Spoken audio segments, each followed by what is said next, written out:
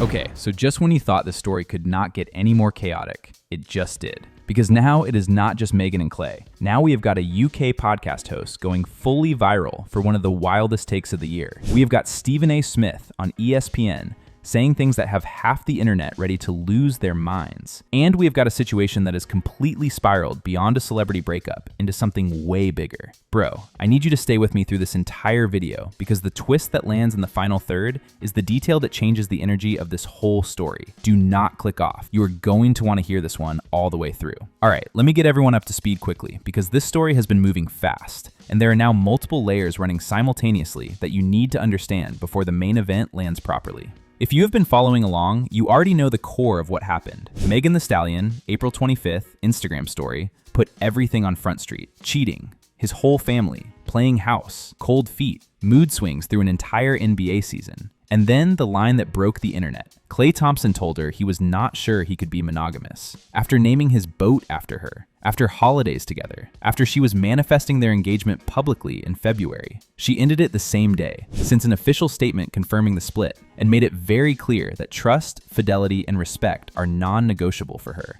Door closed. Klay said nothing publicly. Complete silence, which we covered in depth previously, and which the internet has been reacting to all week. But here is where the story shifted into a completely different gear. Because while Klay was staying silent, everyone else decided they had something to say. And not everyone was on Meghan's side. Not even close. And that is where this gets interesting. Here is where it gets crazy. Stephen A. Smith, ESPN, his straight shooter show, one of the most watched voices in sports media, decides to weigh in on the Meghan and Klay situation. And bro did not hold back at all. Smith said, and I'm going close to his words here because the specifics matter, that he did not know what happened in their relationship, did not want to know, and felt it was none of anyone's business. Which, fine, that is a reasonable position. But then he went further. He questioned why Meghan chose to go public with the details of the split in the first place. He said, why could she not just break up and go on her merry way? Pause on that for a second. This man is essentially asking why a woman who was cheated on, strung along, had her emotional labor extracted for an entire NBA season,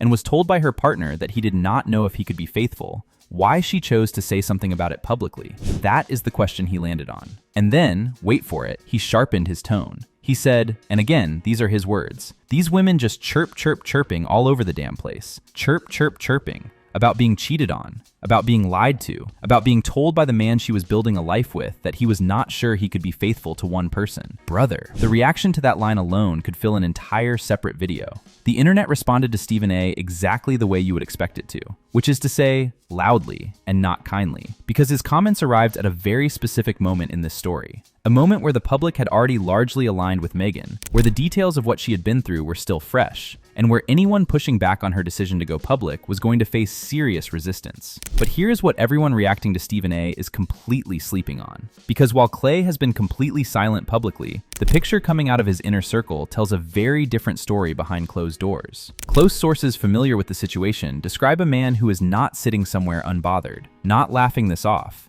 not moving on like nothing happened. The word being used by people close to him is regret. Not the performative kind that gets packaged into a carefully worded PR statement, the quiet kind. The kind that arrives when the noise dies down and you are left alone with what you actually did and what you actually lost. Sources suggest that Klay genuinely did not anticipate Meghan going public the way she did. That conversations between them were still ongoing in the days before that Instagram story dropped. That he thought there was still a path to handling this privately. And then she posted. And the whole world found out simultaneously. And every option he had to respond publicly immediately became a bad one. And then separately, at almost exactly the same time, a UK podcast host named Madam Joyce went viral for a completely different but equally explosive take. She claims that Megan Thee Stallion was responsible for giving Klay Thompson global influence. That before Meghan, Klay was not known on an international level the way he is now. That the relationship made him more famous, not the other way around. NBA fans absolutely lost it. And Madam Joyce's response to the backlash was not to walk it back. She came back on her next episode and said, if you think you are coming here for an apology,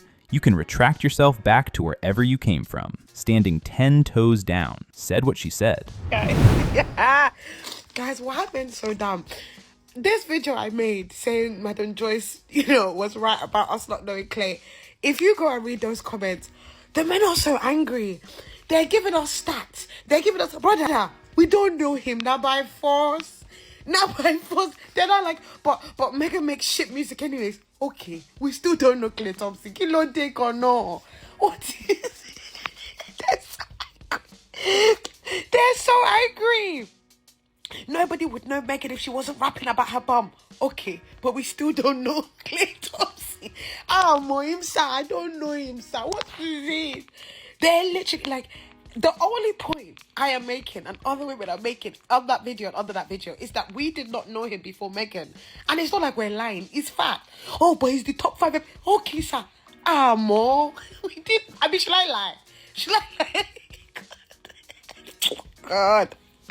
Yo, TikTok. Wow, man.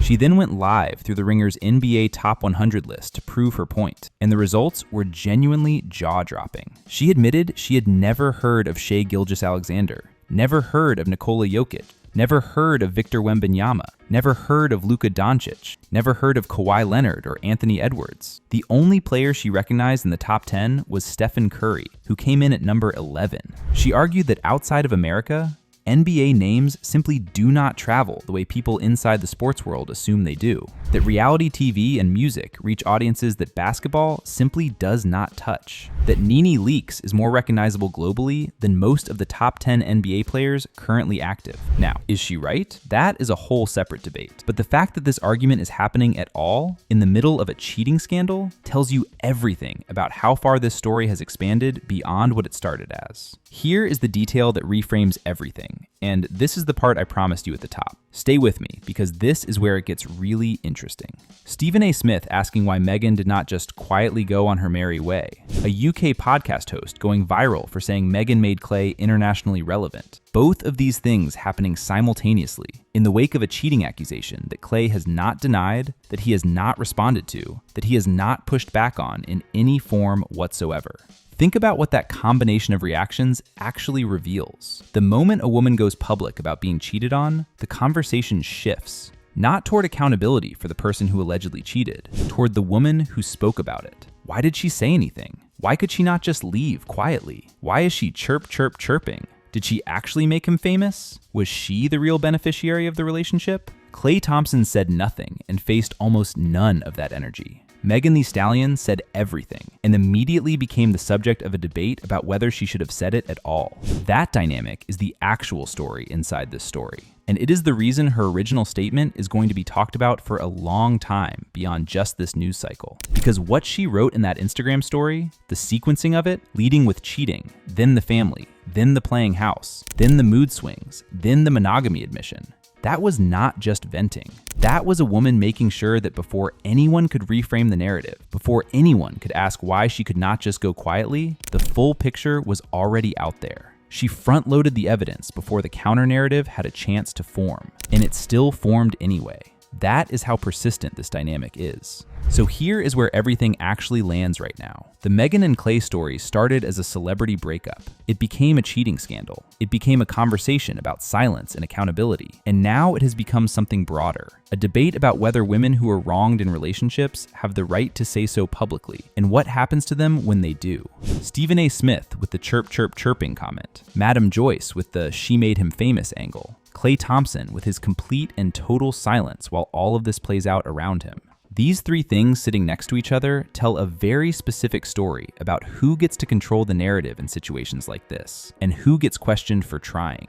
Megan drew her line, told her truth, and is moving forward with clarity. The world immediately started debating whether she should have. And Klay, the person at the center of the actual allegation, has not said a single word. Figure that one out. Drop a comment below. Do you think Stephen A. Smith was out of line? And do you think Klay ever actually breaks his silence? Or does he just let this whole thing fade? Anyway, this concludes today's video. Be sure to subscribe to LoafTube for future celebrity videos, and turn on that post notification bell so you don't miss out on any future uploads. Until then, see you in the next one.